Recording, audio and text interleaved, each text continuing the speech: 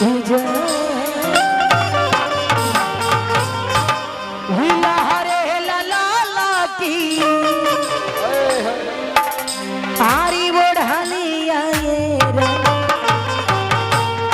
कि महदा पंचायत के सरपंच साहब जी, क्या बात है, गरीबों के मसीहा, और साथ ही साथ हमारे मुखिया जी जो कि जनता की अदालत, विकास के नींव, हमारे दिल के धड़कन मुखिया जी सामने बैठे हैं, और उनके बगल में हमारे गार्जियन बैठे हैं। क्या बात है, दिल से लव यू।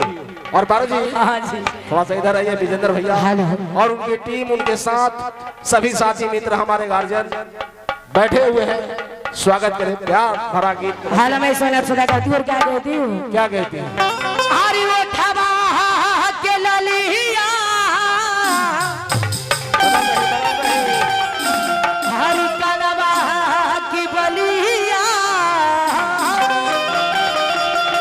गार्जियन जी, आरी वो ठबा के ललिया हरी कलवा की बलिया, हरी अखिया के रे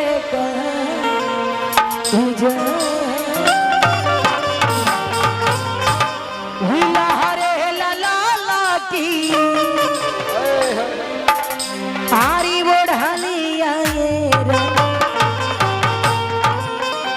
हरी हरे लाला की हरी बुढ़लिया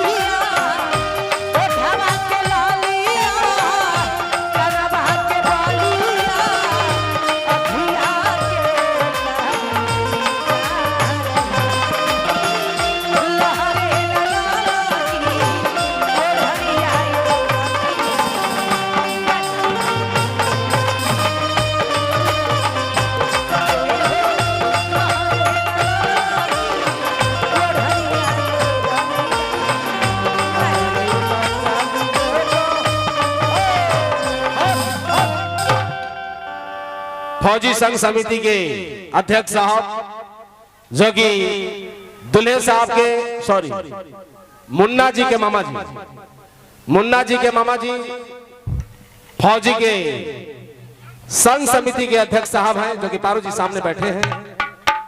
इस महफिल के आन बान शान, नाम संजय भैया, फौजी संघ समिति के अध्यक्ष साहब मुन्ना जी के मामा जी, क्या बात है। तो उनके तरफ से 551 रुपए का पुरस्कार है, प्यार है, दुलार है।